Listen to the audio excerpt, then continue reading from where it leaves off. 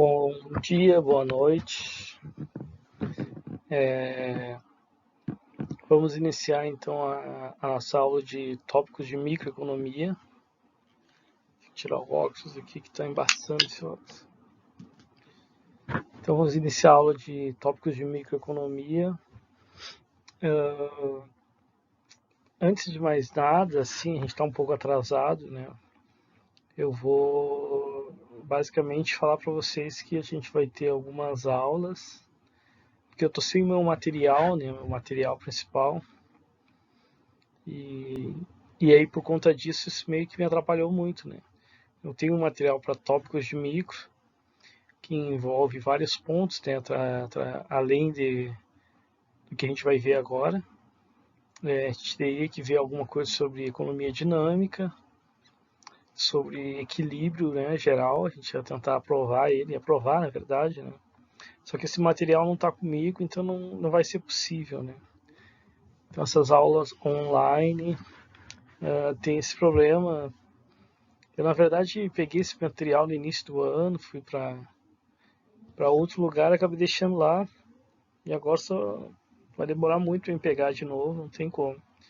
Mas a sorte que eu estava iniciando há uns anos atrás, escrever um livro de economia e microeconomia avançada, e aí o meu bolsista científico, ele meio que estava já fazendo umas revisões, assim, e aí eu peguei esses arquivos e com isso dá para a gente ter a aula, assim, né? Vamos ver a teoria da firma, maximização do lucro, vamos ver a problemática, né, em torno disso. Isso é mais aprofundado, claro, dentro que as disciplinas normais, né, da graduação, isso é um tópico mais aprofundado. Então, esse é o primeiro ponto, né? E concomitantemente a isso, eu já vou pedir para vocês preparar um trabalho, que já vai ser a avaliação de vocês também. Então, eu vou considerar até a apresentação do trabalho de vocês com alguma das aulas. Então, essa aqui vai ser a nossa primeira aula, depois a gente tem mais uma, depois é a apresentação de vocês. Considerar assim, a gente encerra daí a disciplina com isso. É onde que deu para chegar de bicicleta, né? Eu não estou com meu material e tenho que fazer isso online. Então, eu acabei criando uns slides aqui com o material que eu tinha em mãos. Ficou até bacana, assim, deu algum trabalho, porque o bolsista, na verdade, estava fazendo. Já era uma segunda mão dele, ainda era uma parte de revisão, então eu tive que revisar algumas partes. Assim, vocês vão ver que tem algum colorido, assim, porque quando ele botava em azul, é porque estava com dúvida, em vermelho, porque ele realmente não tinha entendido.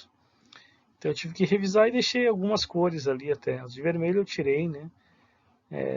Realmente o que ele colocou eu não entendi, como eu não estou com o meu material aqui, não dava para consultar, mas eu tive uma vaga ideia do que era, então eu consegui consertar. Então aí consegui construir os slides e a gente vai ter essa aula agora gravada, né?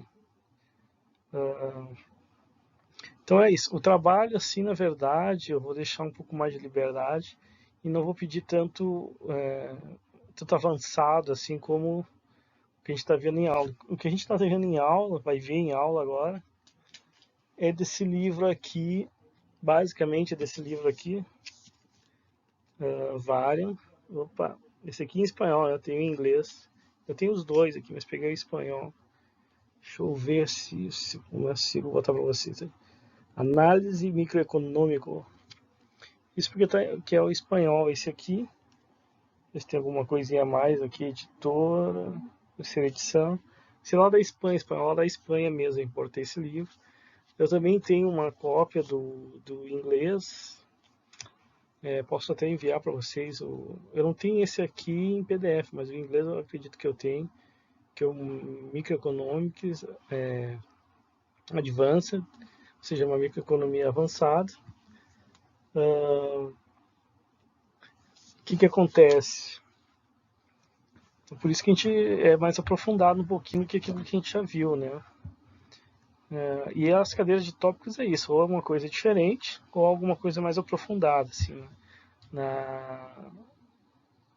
As nossas definições aqui no Departamento de Economia dos tópicos que a gente vem criando é nesse sentido, ou o professor dá algo que não foi dado ainda, que é diferente, dentro dessa matéria, ou ele dá algo que já foi dado, digamos assim, na disciplina normal, corrente, mas com um pouco maior, um pouco mais de aprofundamento, que é o caso agora.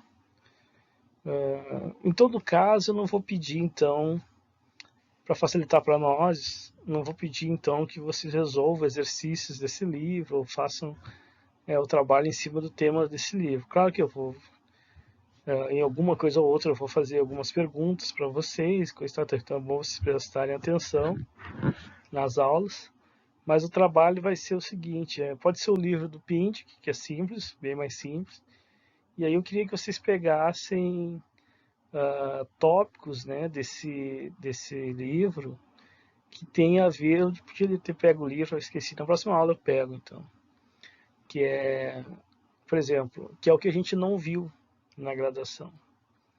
E aí eu acho que os principais tópicos que a gente não viu na graduação que vocês podem apresentar é a parte de teoria da informação, tem um capítulo sobre isso,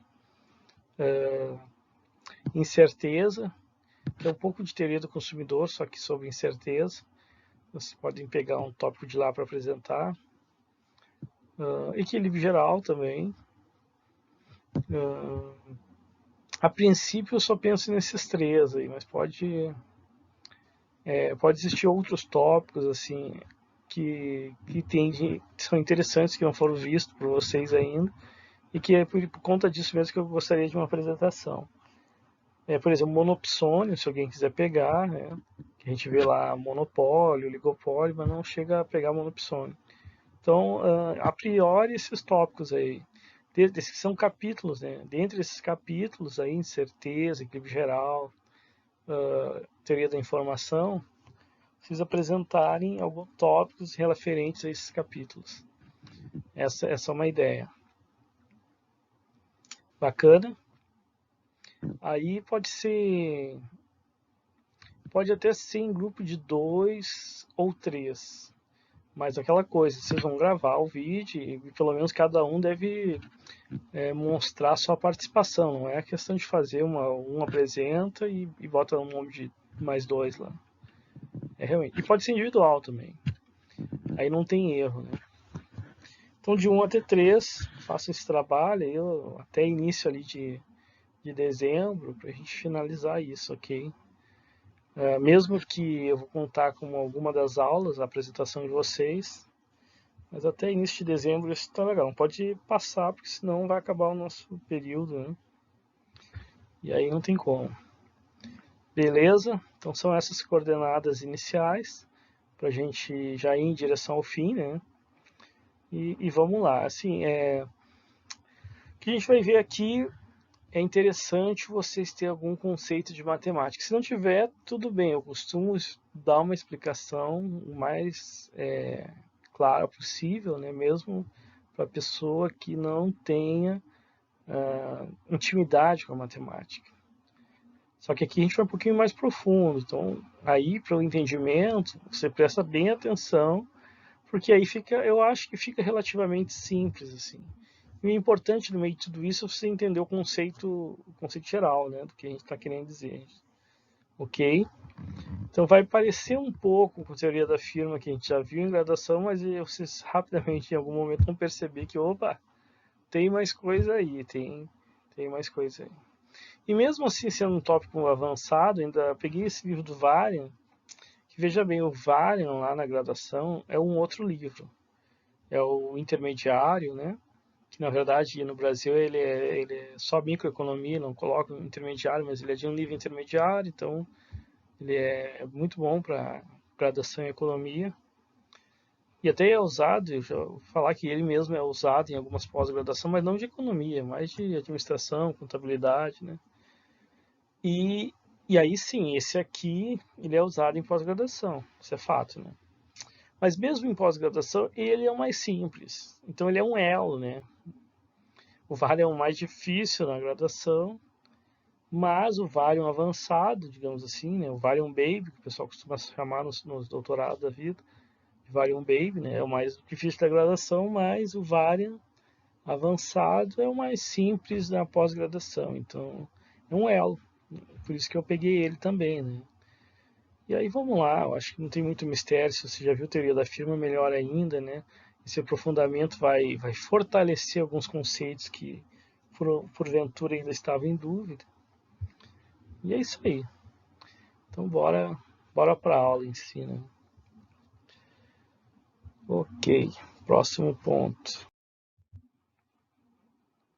Então aqui, a gente começa necessariamente com a maximização do lucro, só que a gente vê, vamos interpretar ela dessa forma aqui, como está aqui. Considere que toda empresa exerce determinada atividade, que tais atividades podem ser expressas por esse parâmetro aí, que é o AI. A no índice I, né? Podemos ler assim, onde A é a atividade qualquer que a firma pode ter, né? Então a firma vai ter N atividades, porque I vai de 1 até N. Então ela pode ter N atividades, né? Ela pode vender, ela pode alugar, ela pode fazer serviços. São várias atividades que uma firma pode desenvolver, beleza? Portanto, existe um conjunto de atividades que a empresa desenvolve, como eu falei para vocês, definida de A1 até AN.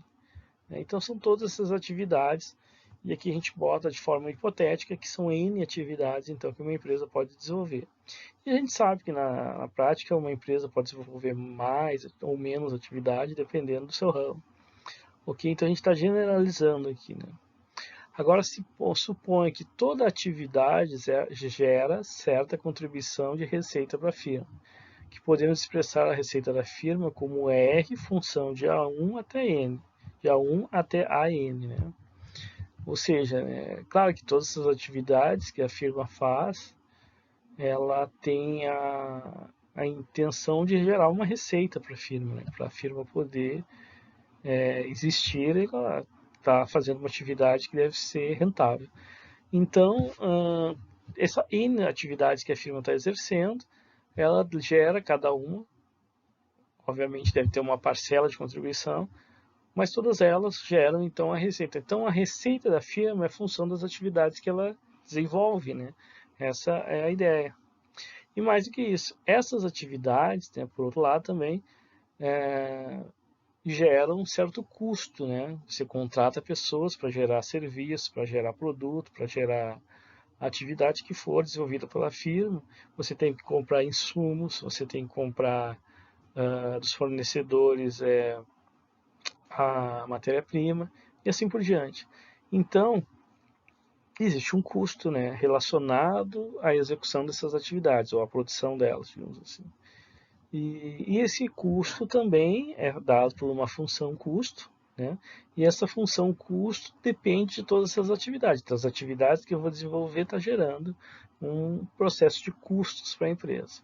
Então, veja bem, existem as atividades e elas mesmas geram receitas e elas mesmas são, obviamente, geradoras de custos, né? E a empresa, então, se ela vai maximizar lucro, que é o que a gente está considerando aqui, que na prática é o que acontece, né? No final você tenta tirar, né, digamos assim, maior amplitude entre a receita e o custo para ter o maior retorno possível daquela atividade. Sendo uma empresa, né, digamos assim, que tem como finalidade buscar o lucro. Então, levando em consideração essa hipótese, né, de que a firma é maximizadora de lucro, o problema da firma é dado por... Vou até agora usar a canetinha aqui. Aqui, ó. Por essa expressão.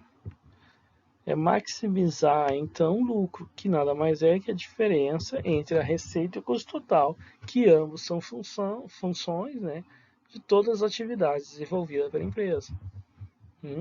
Bacana. E aí a gente já viu isso, já está careca de saber, né, que vai ser exatamente o lucro máximo dado com a derivada parcial da receita, que a gente pode chamar de receita marginal, né? Lembram disso? E sendo igual aqui ao custo marginal. Né? Então vai ser a derivada parcial de uma igual à derivada parcial da outra. Na verdade, quando você maximiza, fica receita marginal menos custo marginal, condição de ótimo ser igual a zero, e por isso que acaba no final dando a igualdade de receita marginal custo marginal. E de todas as atividades, né? Claro, necessariamente vai ter um conjunto de variações, né, em que a gente deve encontrar a igualdade. Aí significa que se é um conjunto de 1 até n, que cada receita, variação de receita de uma atividade, tem que ser variação do seu custo, é que a empresa está extraindo de cada atividade o máximo de lucro possível que consegue extrair dela. Isso que é uma empresa eficiente, isso que é uma empresa que está maximizando o lucro, né? A receita marginal deve ser igual ao custo marginal, e aí, como eu falei para vocês, de 1 até n. Legal? De todas as atividades. Então aqui a gente está fazendo um processo que agora não é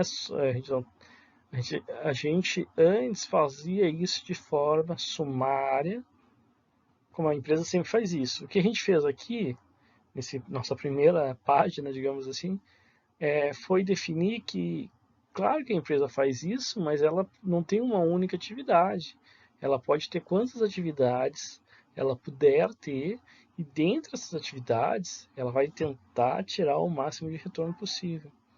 Bacana. E aí ela vai ser eficiente no sentido de maximizar lucro. É isso que está por trás dessas expressões. Legal? Mais ou menos bacana. Mas e se não fizer isso? Bom, então a gente pode supor que, se caso a empresa não conseguir fazer isso por algum motivo, ela vai estar em uma dessas duas condições que vocês já podem ver aqui. Então vamos supor que ela está nesse nível de produção na qual a receita marginal é maior que os custos marginais de desenvolver essas atividades, por algum motivo. Nesse caso, é possível ainda, então significa que a empresa tem margem ainda para aumentar o nível de produção. Que se as variações de receita ainda são positivas nas atividades, ou alguma ou outra atividade ainda é positiva, então eu vou deslocar o meu processo produtivo para essa atividade. Ela está mais rentável, porque as variações de receita que ela está me dando são maiores que as variações de custo. Tem toda a lógica do mundo, então eu me direcionar para ela. Isso que as empresas fazem, né? Nossas mudanças estruturais, nossas definições de políticas e coisa e tal. Elas redirecionam, né? E a gente vai ver muito melhor isso quando falar dos insumos, daí vocês vão ver, ela redireciona as pessoas, os estoques, ou seja, os recursos que ela tem, de forma a tornar-se mais eficiente. Então, se ela fizer isso, né, de aumentar a sua produção nessas atividades que ainda não têm a igualdade, significa que vai aumentar o custo nessa atividade. Então, as variações de custo vão aumentar, e aí, claro, em algum momento ele vai chegar na igualdade. Quando chegar, está maximizando o lucro. Essa é a ideia. Mas se caso não for esse o caso, que eu estava até agora falando desse caso aqui. Mas se o caso for esse segundo aqui, aí a gente tem o fato de que, bom, alguma das atividades pode estar dando prejuízo, digamos assim, no sentido que elas estão tendo uma variação de custo maior que a receita delas, que elas estão podendo dar. Nesse caso aí não tem muito o que pensar, é uma questão de lógica, né? Você, nesse caso, reduz então o direcionamento de recursos para essas atividades. Elas estão sendo mais custosas, então talvez valha a pena reduzir ou até mesmo acabar com elas, se for o caso. Mas reduzir significa que os custos podem cair até que volte a ter uma variação de receita positiva ou a igualdade. Se chegar na igualdade é que você está tirando o máximo que você poderia tirar daquela atividade e novamente você está maximizando o lucro. Então veja, de um lado ou do outro, se caso você não chegou nesse ponto ainda, as decisões que você pode tomar de aumentar a produção ou reduzi-la, no caso, para aí sim conseguir trazer o máximo de eficiência em relação a maximizar o lucro das suas atividades. Bacana? Então tá bem entendida essa parte, digamos assim. Acho que me fiz parecer claro, né, sobre como é que se dá. Então imagina assim que as empresas estão fazendo isso, né? Elas fazem uma empresa bem administrada e eficiente, é claro, né? A empresa não está preocupada com isso. ela pode ter sorte de ter um mercado não competitivo, ou ela não tendo essa sorte vai sair do mercado, porque outras empresas vão estar preocupadas em fazer isso. Beleza? Então vamos lá. Por que eu falo isso? A gente vai ver, e eu vou, em algum momento que eu vou tocar nesse ponto, que basicamente a gente não está falando de monopólio, como pode estar falando de mercados competitivos aqui. Ok? Acho que até agora, no próximo slide, que eu falo isso. Por isso que eu estou dizendo isso, que se a empresa não... No monopólio, ela até pode ter um certo nível de desleixo, mas porque ela vai definir seu preço e coisa e tal. Mas se ela não maximizar lucro, ela vai estar perdendo, né? Vai estar fazendo uma atividade de forma ineficiente, sem extrair o máximo dela. Não é muito lógico. O que pode acontecer é, mesmo o monopólio ao longo do tempo pode sofrer com a entrada de concorrentes, né?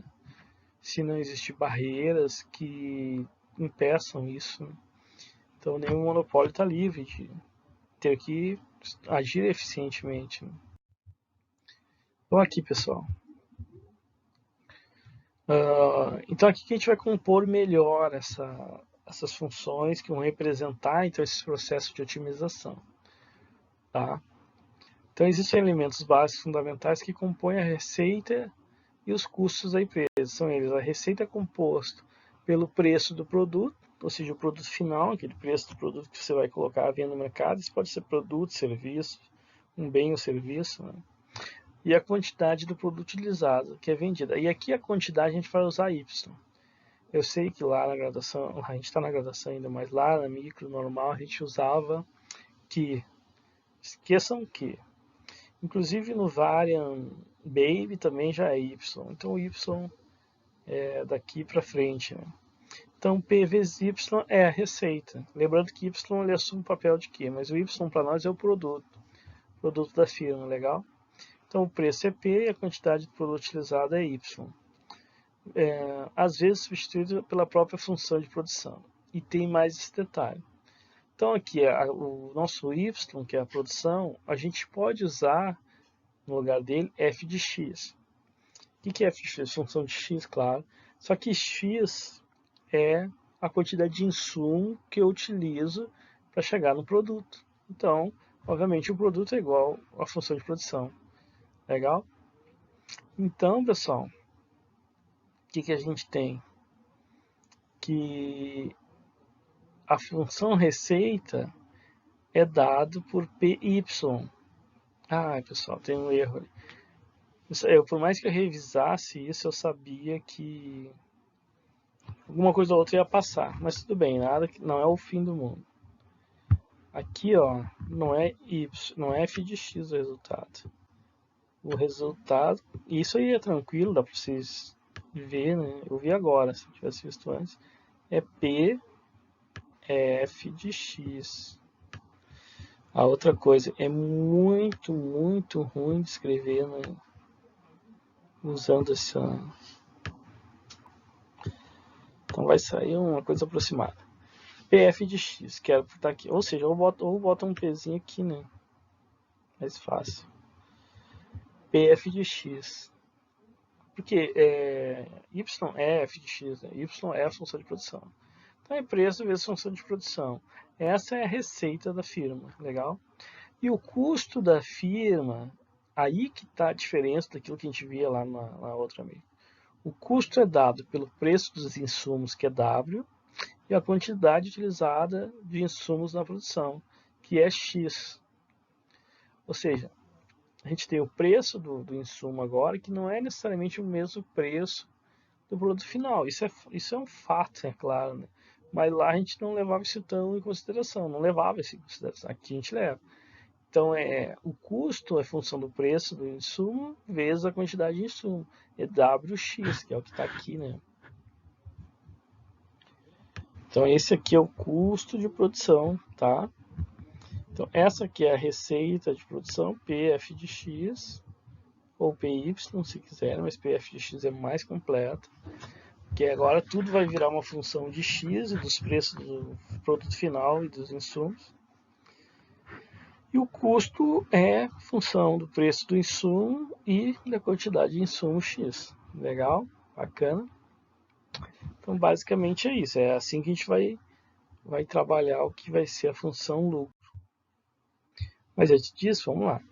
O problema de maximização do lucro da empresa deve levar em consideração certas restrições, pois a empresa nem sempre tem o total de liberdade para definir os preços e o nível de produção.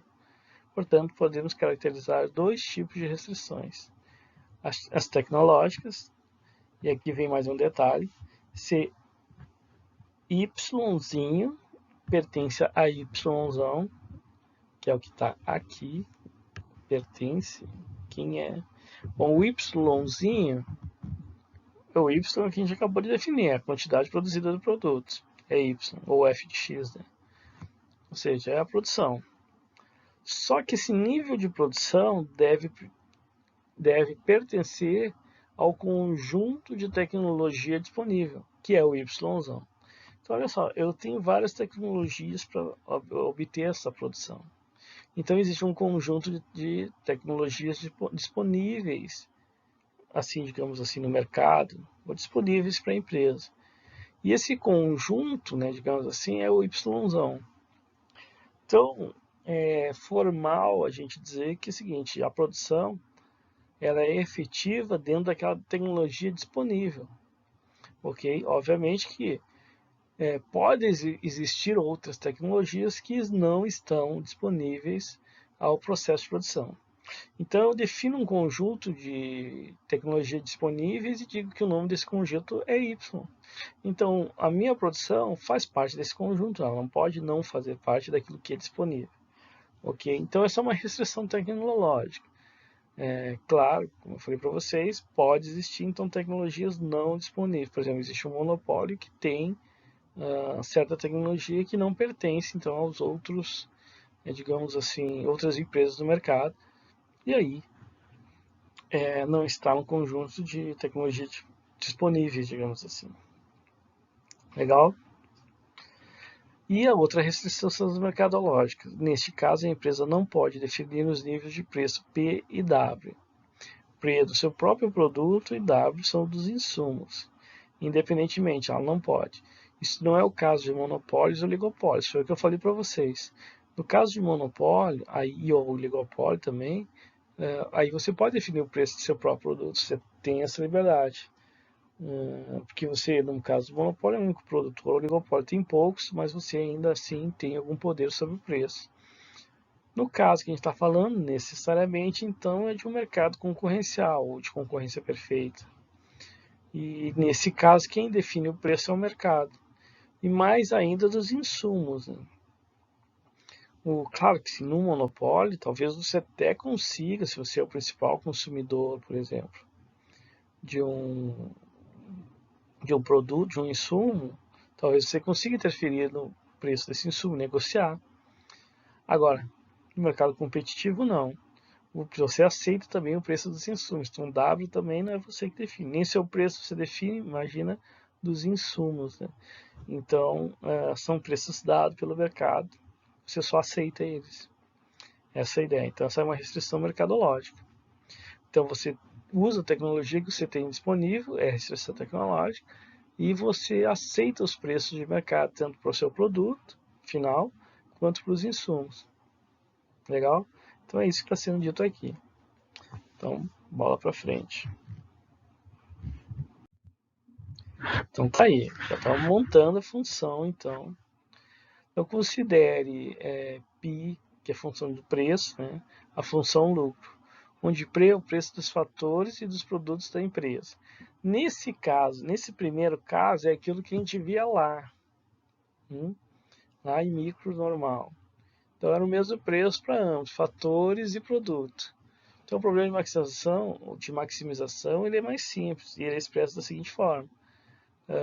Eu vou maximizar o lucro, né, sujeito a Y pertencente a Y, que a gente já falou, é o conjunto de tecnologias disponíveis. Então, eu só tenho que maximizar o fato de que o preço e a produção. porque a produção, o preço dos insumos é o mesmo preço do meu produto, então eu não preciso me preocupar. Nesse caso, de forma geral, né, a gente já sabe que y é a função de produção que depende dos insumos. Legal? Então, bacana. Então, meu preço vezes a função de produção já está lá dentro, lá definida a quantidade de insumos que eu vou usar, e quanto maior a receita, melhor. Agora, quando a gente fala de função de curto prazo, a gente deve considerar um fator fixo, lembram disso? E esse vai ser o fator fixo, o Z aqui, ó. É o nosso fator fixo. Que no curto prazo, alguns fatores são fixos, o que restringe a função lucro. Então, tu não consegue consumir mais do que o nível disponível daquele fator. Então, veja que nesse caso é sujeito à tecnologia pertencente a um conjunto de produção na qual existem fatores fixos. Então, é mais uma restrição que é lidado, digamos assim, para maximizar o lucro, o fato da existência de fatores fixos. Isso é importantíssimo, né? Lá na graduação, lá na micro normal, a gente viu que isso aí é o gerador da lei dos sentimentos marginais decrescentes, inclusive. Ok, mas a função de forma mais completa, ela diferencia, como a gente viu, o preço do produto final e o preço dos insumos, sendo o preço do produto final P e o preço dos insumos W. Então essa versão aqui, pessoal, olha aqui, ó, é a versão mais completa, que está aqui nesse último retângulo. A função lucro depende então de P e W, e a maximização de PF de X, que é a receita, menos WX, que é os custos. No final é isso, né? Essa é uma versão estendida, pois torna explícita os custos com os insumos X através da função custo, que é W vezes X.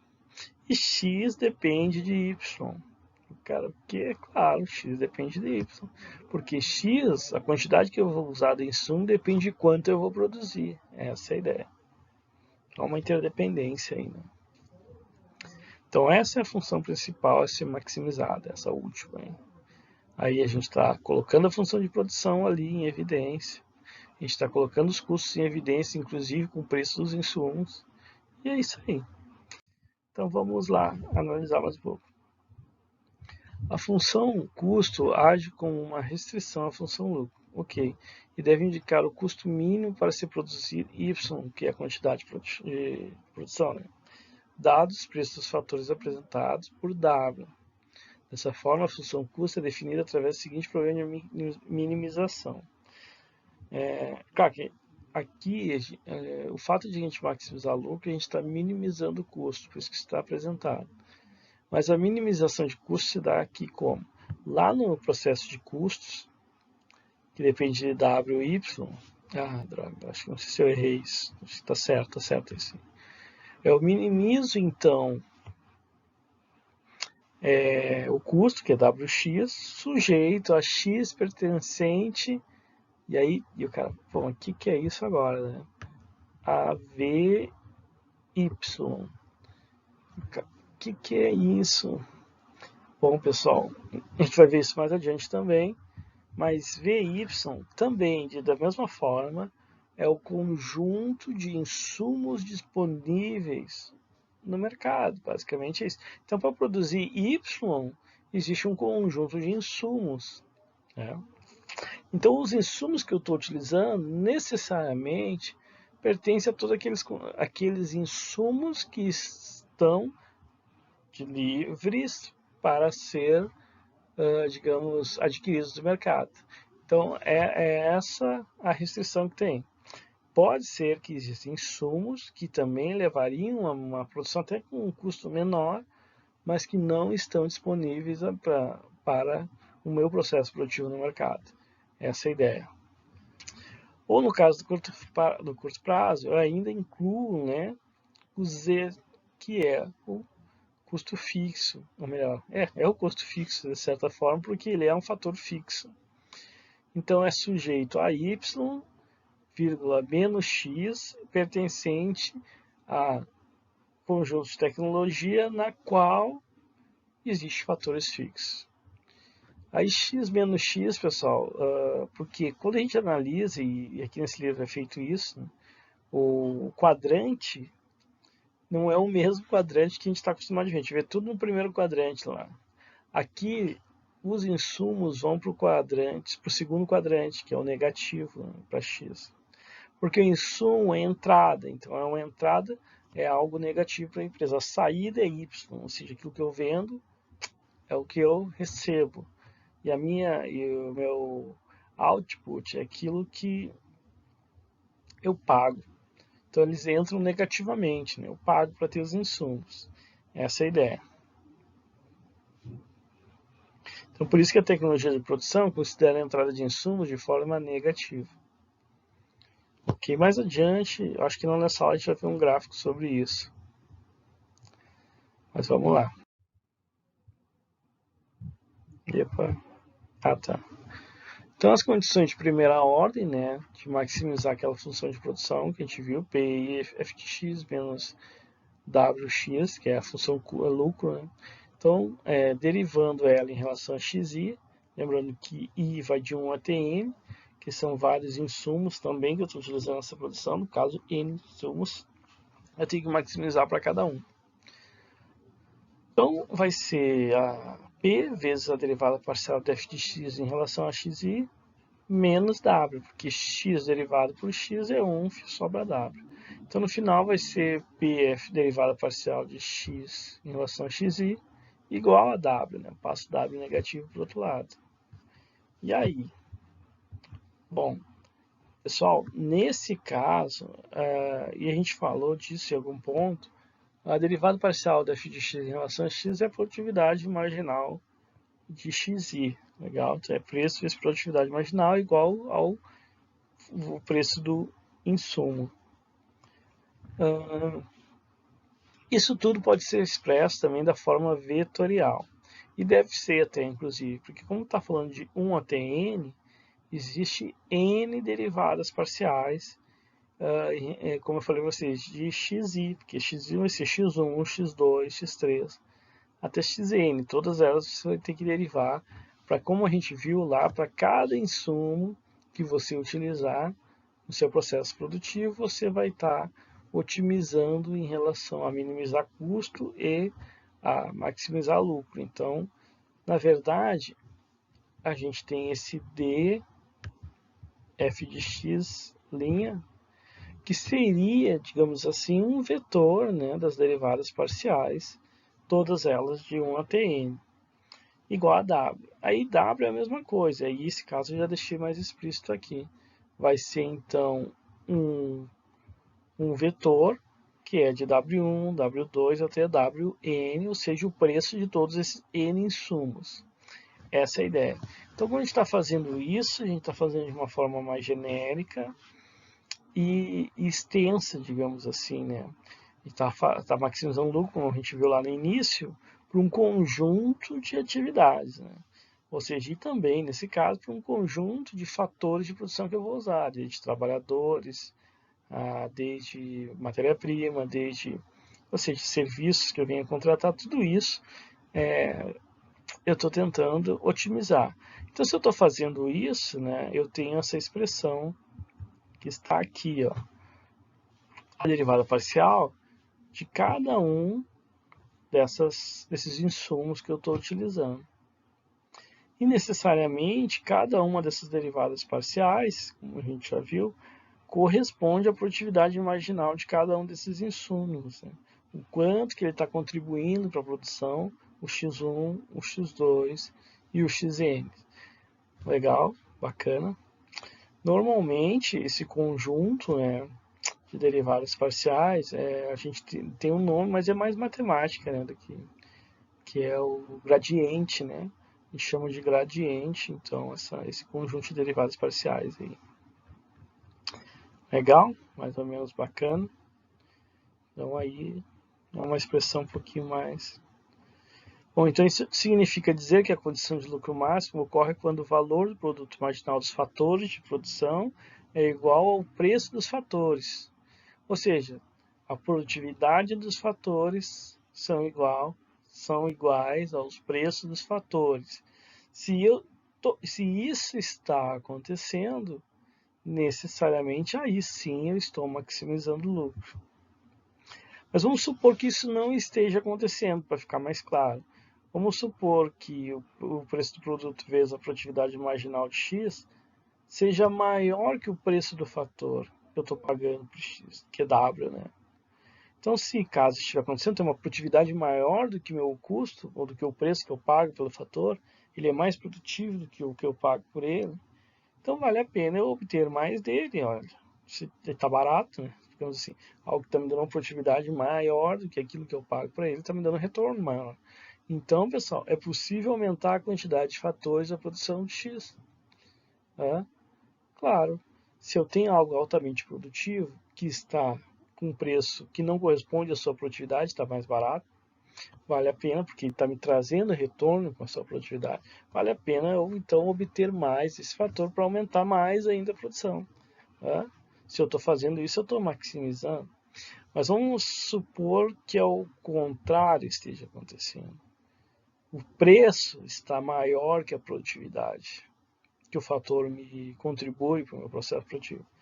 Então, se eu estou pagando caro por algo que não está sendo para mim tão produtivo assim, aí nesse caso é o contrário, vale a pena reduzir então o uso desse fator de produção e com isso aí sim, por incrível que pareça, eu estou aumentando a minha eficiência, né? Porque aí eu deixo de pagar algo que não está me dando retorno em termos produtivos para o meu processo. E aí eu estou maximizando o lucro. Então, maximizar lucro, antes de mais nada, é ser também eficiente em termos produtivos, né? Essa é a ideia que está por trás. Ela é muito mais forte, inclusive, do que aquilo que a gente viu na graduação. Mas na graduação já indicava isso em certo modo, né? Já dava uma indicação de que nessa direção. Só que aqui a gente está tendo uma indicação mais consistente, digamos assim, com isso. Legal? Então bora lá. Então vamos ver o gráfico. Né? Para ver o gráfico do lucro máximo, a gente precisa trabalhar um pouco a função lucro.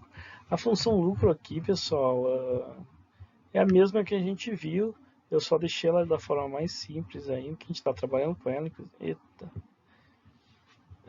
Que a única coisa diferente é que em vez de f de x está o y aqui. Podem ver.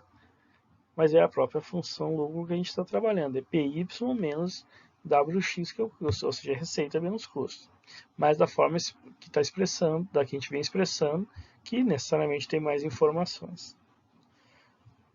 Como o preço do insumo, preço do produto final, o meu produto em si, meu processo produtivo e meu uso de insumos. Aí, assim, se eu isolar y, eu vou ter essa outra expressão aqui, ó. Isola y e chega nessa expressão. Passa P que está multiplicando y dividindo. Primeiro passa WX para o outro lado, né? Fica π mais, aí ele está menos, aí passa abaixo, fica π mais WX. E aí eu passo P dividindo, então fica π dividido por P, está aqui. W dividido por P, está aqui, vezes X que estava multiplicando W já. Então tá aí. Aí eu posso agora mostrar o gráfico, porque a gente precisa entender que é através dessa função, que é uma função linear, né? Isso aqui é uma função linear, por que é uma função linear? Porque π dividido por P, que é o lucro dividido por P, os dois são valores monetários, né? O lucro, o preço, então, obviamente é uma constante, então é uma constante dividido por outra é uma constante. A mesma coisa W por P aqui, ó. W por P é a mesma coisa, são valores do preço do insumo e o preço do produto. Os dois são constantes, então dá uma constante que multiplica x. Aí x é uma variável, porque, claro, a quantidade de x é uma variável que vai influenciar y, inclusive, né? Vai depender de quanto y eu vou estar usando e vice-versa. Então, veja bem, esse aqui é o coeficiente angular, W sobre P, e esse é o intercepto, π sobre P. Então, é uma função linear, essa é a ideia, de y e x. Portanto, a condição de lucro máximo, e isso que é legal, se eu derivar y Por x, o que eu vou ter? A derivada parcial aqui, que dá a minha produtividade de x, eu vou ter W sobre P. É só você ver que aqui, ó, vai ser igual a 1, né, essa derivada de x aqui. Eita. Vamos lá. 1. Aí, e o outro vai ser zero, porque é uma constante, né? É o π sobre p, a derivada em relação a x é zero. E aí o x dá 1, a derivada, aí fica w sobre p. Este é a minha derivada parcial em relação a x. Bacana? Então vamos lá ver o gráfico. Então tá aqui. A função lucro ou isolucro também é esse nome aqui. É mais comum de ser usado. Função isolucro, que representa o lucro. É uma função linear, vocês podem ver que está uma reta aqui. A função de produção, ela é essa função côncava, a gente já vai falar por que ela é côncava, mas dá para entender que ela começa crescendo, passa um certo ponto e começa a decrescer. Então é uma função de produção normal. Vamos falar por que ela é assim, vamos provar por que ela é assim. E o ponto ótimo está aqui, né? Vou até desenhar ele. Existe um ponto ótimo quando ocorre essa colisão ali, né? No lucro máximo. No ponto ótimo do lucro máximo. Então, eu posso produzir e aonde eu atinjo o maior lucro possível dentro dessa função lucro é nesse ponto aí, onde W, onde a produtividade marginal do fator é igual W sobre P. E aí é o seguinte, a produtividade marginal de X é igual à razão entre os preços do fator e o preço do produto. Esse é o nosso ponto ótimo, definição de ponto ótimo. Ok? Então, veja bem, o lucro que eu tenho depende da função de produção e a função de produção depende de quanto eu uso dos insumos. Então, vai existir um ponto ótimo de produção que me dá o menor custo possível que eu vou utilizar os insumos e que me dá o maior lucro possível na utilização da produção, da venda dessa produção, menos os custos com essa produção, né? Então tudo isso está expresso nesse ponto ótimo aí, ok? Nesse encontro então da linha de isolucro com a declividade da função de produção. Bacana, legal. Então quanto de insumo eu vou utilizar? Vai estar aqui, ó. Eu não botei aqui, ou melhor, ele não tá, deu erro, mais um erro. Aquele x estrela devia estar aqui, nesse ponto aqui. Esse aqui vai ser então meu nível de uso de insumo, legal? E esse aqui, eita coisa, o meu nível de produção, de produto, é onde eu vou produzir, para obter o maior lucro possível, ok? Bacana? Então é isso que esse gráfico quer dizer. Então vamos lá, condições de segunda ordem. Bom, as condições de primeira ordem são aquelas, primeiro derivado igual a zero, e chega nas conclusões que a gente chegou. Agora, o que garante que realmente é lucro máximo é o fato de a derivada... Aí ali mais um erro, botou uma igualdade, depois uma desigualdade. Mas o que está valendo, obviamente, é a desigualdade. A derivada segunda em relação a x, ou seja, eu derivo novamente, e essa derivada tem que ser negativa, porque senão não é lucro máximo. Se ela for positivo, por exemplo, não é lucro máximo, é mínimo. Então, o que garante que x é um ponto de máximo é a derivada segunda ser menor ou igual a zero. Essa é a ideia. E se ela for menor ou igual a zero, isso por si prova que ela é uma função côncava, que eu falei para vocês. E a função côncava tem esse detalhe aqui, ó. Eu até boto de novo o gráfico aqui. Ela começa a subir aqui, coisa e tal. Aí vai decrescendo, vai decrescendo.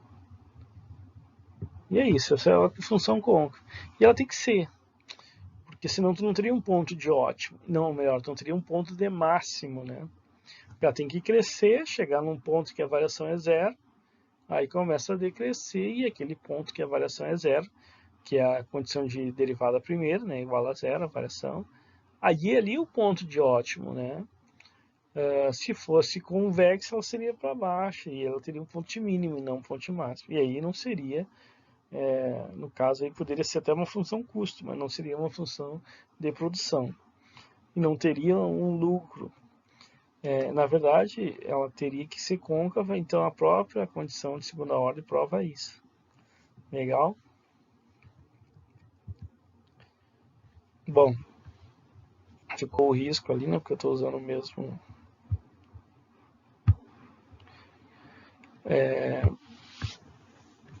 Então, localmente, no caso de n fatores de produção, a função de produção deve ser semi-definida negativo no ponto ótimo. Isto é, o hessiano orlado deve assumir o seguinte. Bom, o hessiano orlado a gente não vai fazer dessa vez. A gente vai fazer quando for. Aqui é múltiplas variáveis, mas a gente está falando de uma forma mais simples. Depois a gente vai fazer um exemplo, porque senão, para n variáveis, que a gente está falando, o hessiano vai ser um hessiano n por n. Assim. Ele é uma matriz. Né? Então, a gente vai fazer isso quando for o caso de duas variáveis. Para exemplificar de forma mais simples o hessiano e como é que ele é importante porque ele é parte das derivadas necessárias para provar as condições de segunda ordem. Então, por isso que o hessiano ele é e outra coisa, como ele é uma matriz, essa matriz para ter o mesmo peso desse processo, para ter o mesmo peso dessa derivada segunda, aqui, ó, que aqui é como se fosse uma função de uma única variável. E é uma função de uma única variável, x. Só que a gente colocou um índice no x de 1 até n, então ele está representando n variáveis. Só que para ser mais correto, teria que ter todas as derivadas parciais que a gente viu, que é um vetor. Mas nesse caso, elas teriam que ter as derivadas cruzadas também, no caso das derivadas segunda. E aí, claro, aí não é só um vetor, é uma matriz de derivadas. E se a gente está considerando a restrição também, aí é uma matriz de derivada que tem uma orla de derivadas parciais. A gente vai ver isso, mas quando tiver só duas variáveis, x1 e x2, para facilitar. Legal. Então, isso não é tão importante agora. A questão é que ela é semidefinida negativa, essa matriz. Se essa matriz é semidefinida negativa, ela tem a mesmo valor dessa expressão aqui, ó, a derivada segunda ser igual a zero. Está dizendo que as derivadas segundas parciais são igual a zero e que isso prova que todos os insumos, quando eu faço a derivada segunda de todos eles, eu vou ter isso. Então, isso garante o lucro máximo para N insumos, ou seja, todos os insumos, nenhum fugiu dessa condição. Legal? Essa é a ideia.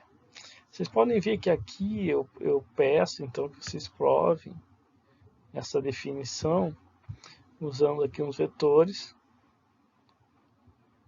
de transposição, coisa e tal, para provar que aquele conjunto de derivadas parciais, lembram lá que a gente viu lá atrás, usando esses vetores de transposição,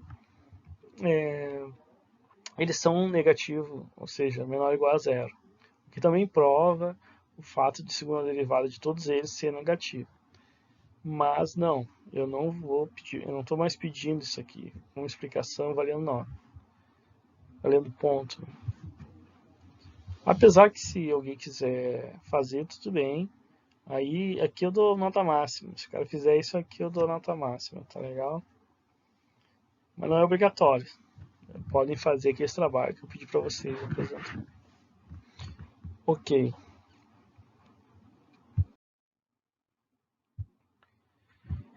Então vamos lá.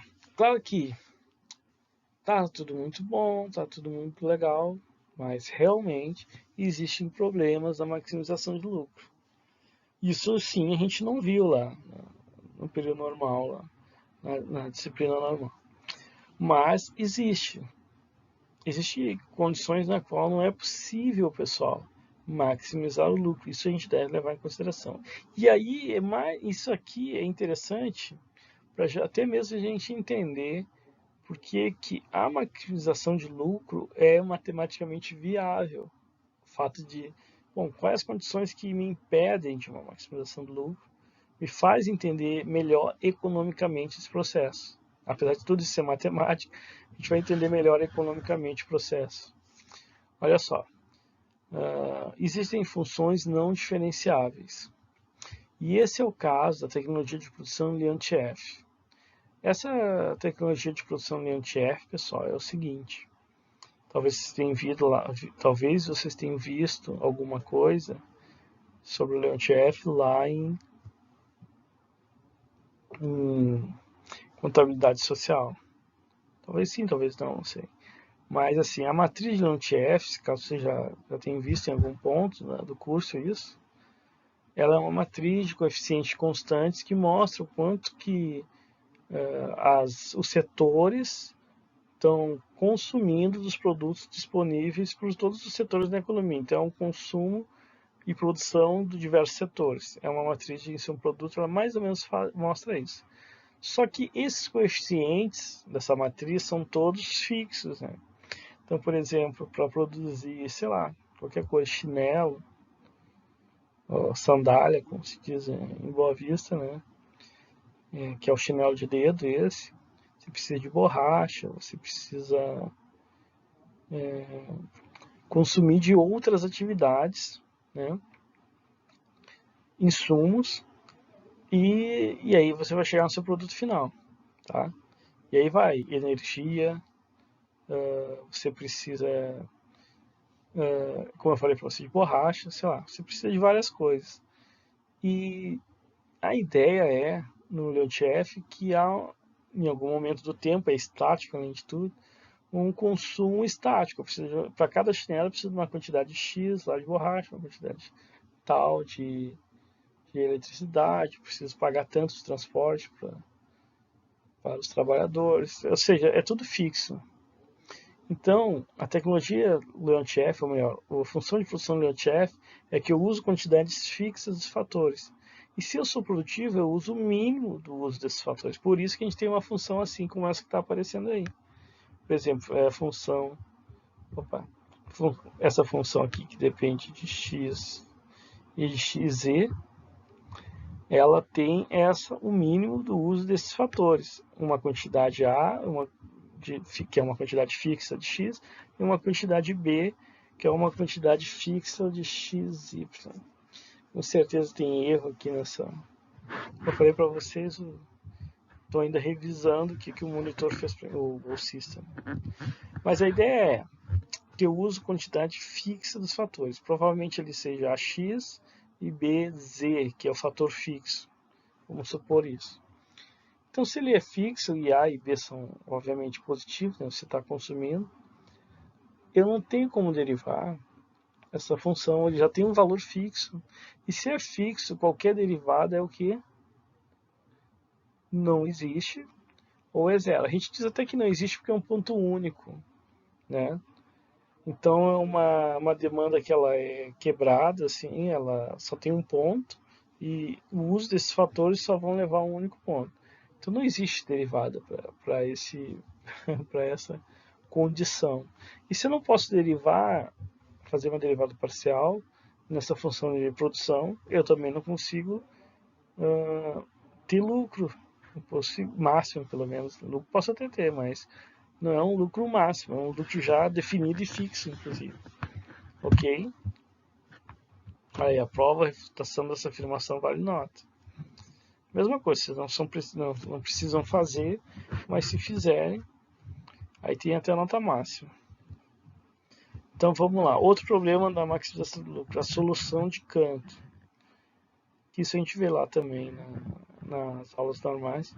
Considere que a produtividade marginal do fator X é dado por P. P, derivado parcial de x em relação a x, igual a W. Isso aí é o que a gente viu, não tem mistério. Só que aí tem um detalhe.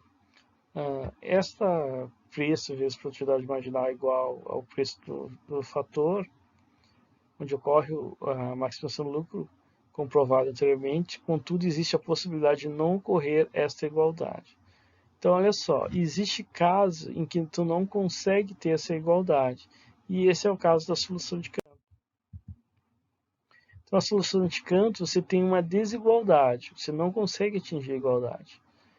E aí, pessoal, o melhor uso desse fator é zero, ou seja, o melhor para mim é não usar esse fator. Legal?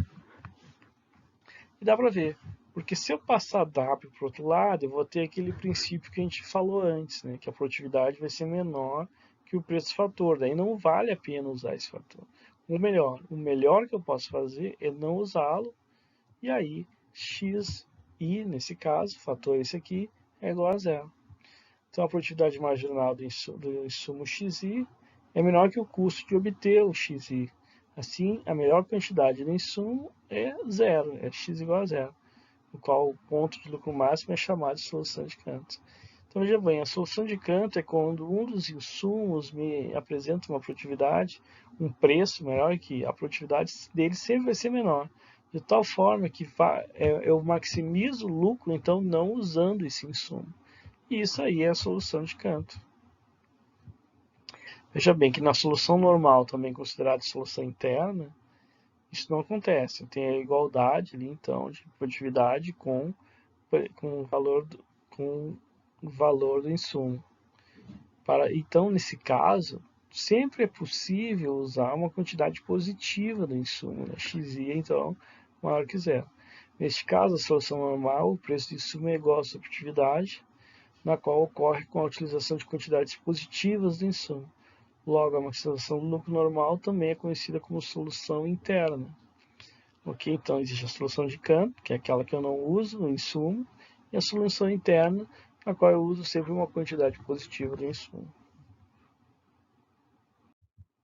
E aqui está o gráfico, né, que demonstra, digamos assim, a solução de Cantor.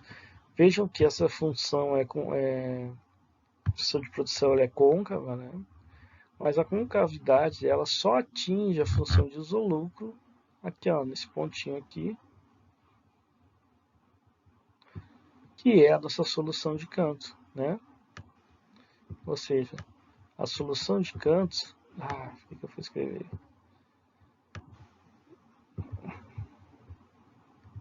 Espera aí, pessoal. É muito ruim isso, tem que ver como é que eu...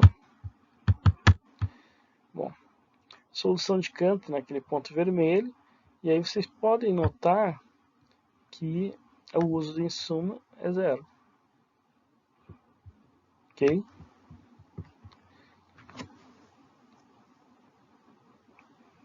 Legal? Então o melhor uso para esse insumo é zero, porque o custo dele nunca paga a sua produtividade. Não vale a pena usar esse insumo. Bom, e também tem o problema da não existência de lucro máximo ou caso de que o lucro máximo é nulo. Então, sob certas condições, o comportamento da função de produção f de x não permite que se encontre um ponto de lucro máximo. E esse ponto ocorre quando o lucro é nulo. Então vamos ver. Considere o caso da função de produção unitária. O que é a função de produção unitária? O f de x é exatamente igual a x. Então, para cada y que eu tenho, eu uso o insumo x. Então, é por isso que é unitária, é 1 por 1. Para cada produto y, um insumo x. Produto y, um produto x.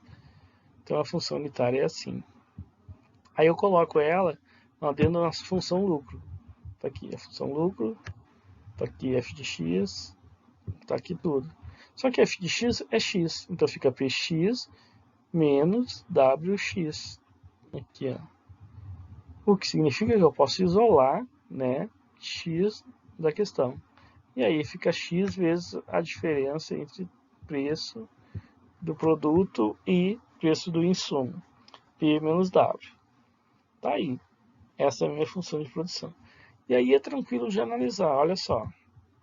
Se P é maior que W, temos que a função lucro é positivo necessariamente, né? Sendo P maior que W, para todo X existente dentro do conjunto de insumos disponíveis para a produção. Né? Que é isso aqui, pertencente ao conjunto de insumos disponíveis. Então, para todo X, sempre o lucro vai ser positivo. Por quê? Porque sempre P é maior que W. Logo, o limite tal que, né, tá aqui, o limite de x indo para o infinito nos leva a um lucro infinitamente alto. Por quê? Porque sempre P é maior que W. Então, sempre que eu for botar um insumo, que é um insumo para o produto, um insumo para o produto, sempre vale a pena botar mais um insumo para mais um produto, mais um insumo, porque sempre vai existir essa diferença positiva. O preço de um, que é no caso do meu produto final, vai ser sempre maior que do insumo. Então, meu lucro tende ao infinito, porque eu vou produzir eternamente, portanto, não existe lucro máximo. E o cara, que isso? Você não vai produzir ter um lucro? Sim, indefinidamente. Porque sempre que o preço for maior que W, sempre vale a pena produzir mais. Então eu nunca vou encontrar um máximo, não existe máximo. Vale a pena ficar indefinidamente produzindo para ter o lucro. Essa é a questão matemática que nos leva a não uma solução de máximo. Entendeu? Isso é um problema, né? Não tem lucro máximo, eu vou produzir para sempre. Essa é a ideia que está aqui. Mas vamos lá, que tem o seguinte, isso é uma condição. Se o preço for maior que W, e o preço eu não mexo, não consigo, né, como empresa, nem o W. É uma condição que pode vir a acontecer, dadas as condições de mercado. E se for o contrário, aí é simples mais ainda.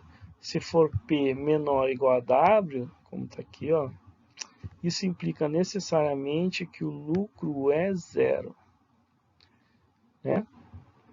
P menor que W, P igual a W, dá para ver que é zero. Né? Aqui vai zerar o lucro. Mas se for o P ainda menor que W, vamos considerar que também é zero, porque não há como a produção se manter. Ou seja, você está pagando mais pelo insumo do que você está cobrando pelo seu produto final. Então o lucro é zero. Também não vamos nem considerar que ele é negativo, mas sim que não há atividade produtiva e que o lucro é zero. Para todo x pertencente, esse A invertido é para todo, né? X pertencente é o Ezinho, que é o pertence, ao conjunto de insumos disponíveis para a produção. Neste caso, o único ponto máximo, e aí o máximo que eu posso fazer é lucro zero. Abaixo disso é negativo. Ok? Essa é a ideia. Então, esse é um problema. Quando há não existência de lucro máximo ou o lucro máximo sendo nulo, que também não é uma boa. Legal? Então é um problema que pode ocorrer. Mas quando que ele ocorre? E aí que está a questão. Quando que ele ocorre? Vamos ver. Portanto, o lucro cresce indefinidamente, é só para reforçar isso que a gente viu, né? Quando P é maior que W, ou o seu máximo é zero, para P menor ou igual a W. Então vamos aqui. Esse resultado é válido para toda função de produção que apresenta retornos constantes de escala. Para provar isso, considere a função lucro a seguir. Olha, só vou pausar aqui e já volto. Vocês não vão perceber isso, mas eu vou fazer isso. Então, voltando aqui.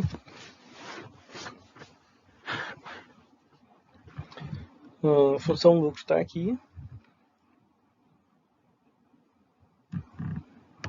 Ok. Vamos considerar um lucro maior que zero.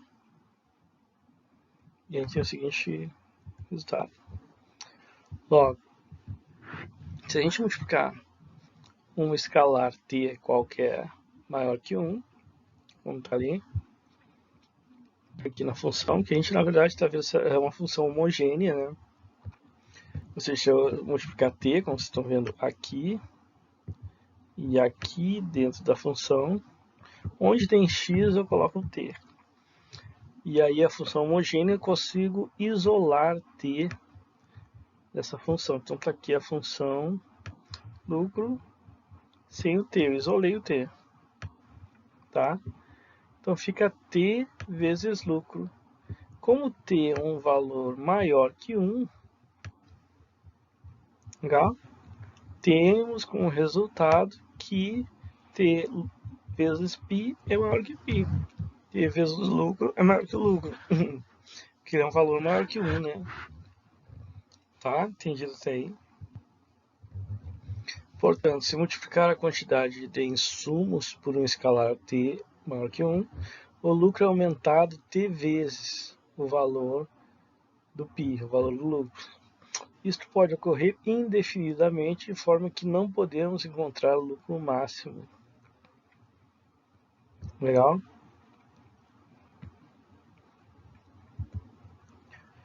Ó, contudo, neste caso aqui de ocorrer a igualdade de P da produtividade com W, aí temos que o lucro é zero. E T vezes π vai ser sempre zero, porque T vezes zero é zero, né? Ok? Novamente o lucro máximo é zero, então.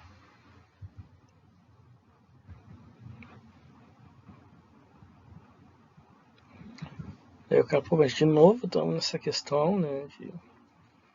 É que aqui é o seguinte, não precisava ser a função f de x igual a x, ou seja, não precisava a função ser uma função unitária, x por y, por exemplo. Mas ela simplesmente, por ser uma função homogênea, que é praticamente toda a função de produção é homogênea, então ela tendo retornos constantes de escala, que é onde a gente retira t de dentro da função, provando que ela é homogênea, sendo ela maior que 1, a gente vê que o lucro pode crescer indefinidamente. Então vem aquele problema do lucro máximo não existir. E se ela for... e se caso a gente fizer a derivada e encontrar a igualdade, o lucro, o máximo pode ser zero. A única solução de máximo pode ser o lucro igual a zero. Ok? Por quê? Porque a gente acabou de provar isso. Então essa condição garante que o resultado, mesmo quando não seria necessariamente o caso da função de produção ser unitária. Então, sendo uma função de retornos constantes, ou crescentes, na verdade, a gente vai ter esse problema de não conseguir encontrar o lucro máximo. E tem todo, digamos assim, lógica possível, porque se os retornos são crescentes, você ter sempre uma produção maior do que a quantidade de insumos, sempre um maior retorno, porque a produtividade de insumos é maior. Então vale a pena produzir sempre mais. Essa é a ideia, porque o lucro é cada vez maior. Então os retornos são crescentes. E se são constantes, aí a gente chega nesses resultados aqui. Então vamos analisar a função de produção Cobb-Douglas, para ver se isso é verdade. A função de produção Cobb-Douglas é essa forma simples dela aqui, né? F de x igual a x elevado na alfa. Aí vamos para a função lucro, que é só substituir ela, então, que é simples, né? O f de x, então, está aqui. Está aqui a função lucro. P vezes x elevado na alfa, menos w vezes x. Aí vem as condições de primeira ordem, né? É derivar isso em relação a x. A derivada de x elevado na alfa vai ser alfa menos px alfa menos 1 menos w, porque x dividido por x dá 1, então sobra w. Então tá aqui a igualdade, né? Então o valor de w é igual a essa expressão aqui. E as condições de segunda ordem, então, claro que aqui é um ponto de máximo, né? E as condições de segunda ordem, teria que fazer a derivada segunda. A derivada segunda, então, desse resultado aqui, é fácil de fazer. W vai ser zero, né? E então só vai derivar essa parte aqui. Então vai dar alfa menos 1, passa para frente multiplicando, tá aqui, ó. Sobra alfa ali, vezes px alfa menos 1, ok? Tranquilo? Na verdade, pessoal, acho que não. Acho que aqui é 2, né? É 2. Então vai ter menos alfa menos 1, menos 1 agora da outra derivada, então vai ficar alfa menos 2, tá ok? Mas isso não deve alterar muito os resultados que a gente vai ter aqui. Então assim, se alfa é maior que 1, pessoal, não é alfa menos 1 mesmo.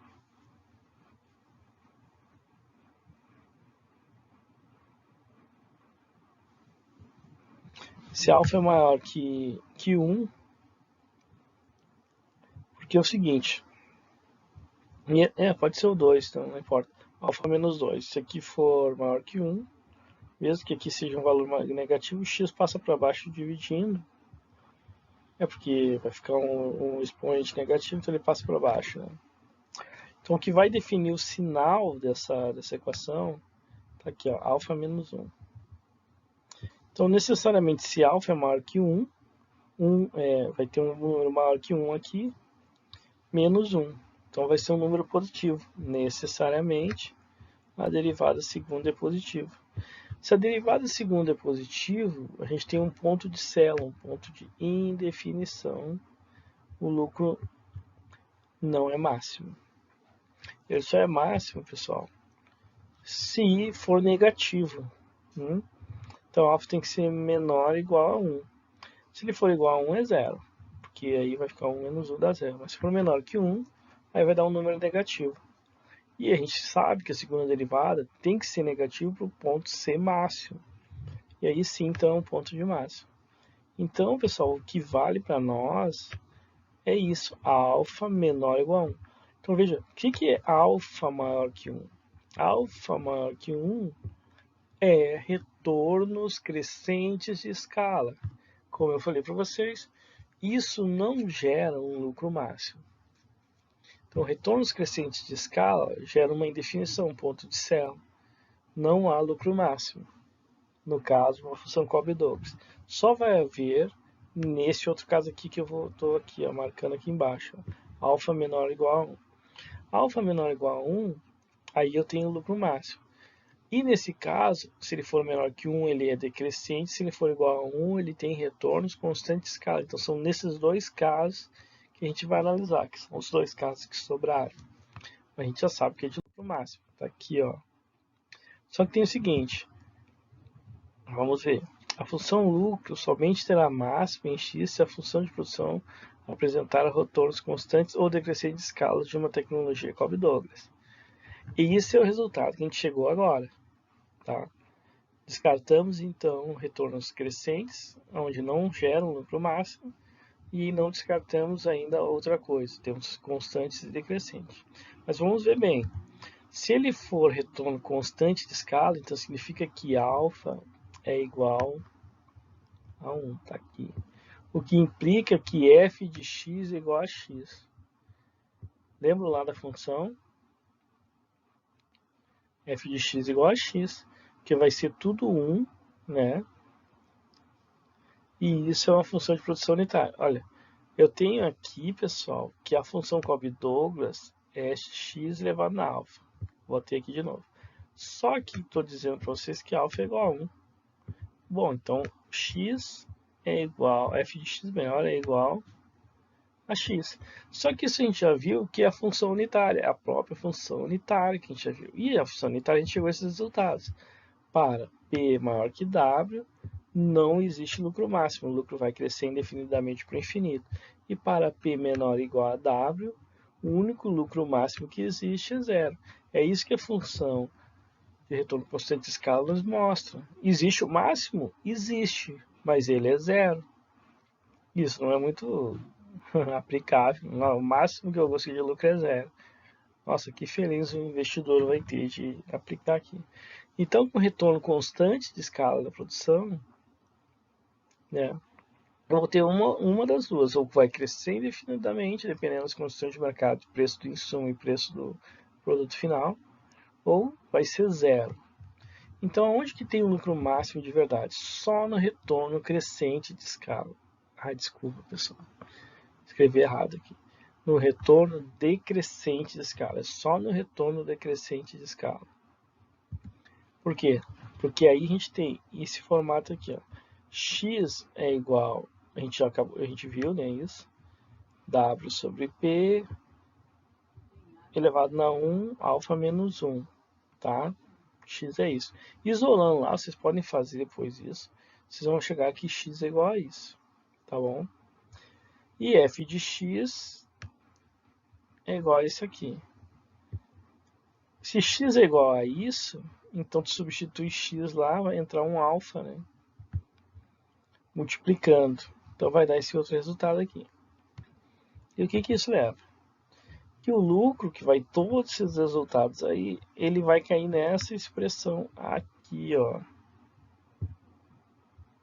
Onde P, alfa e W são todos positivos.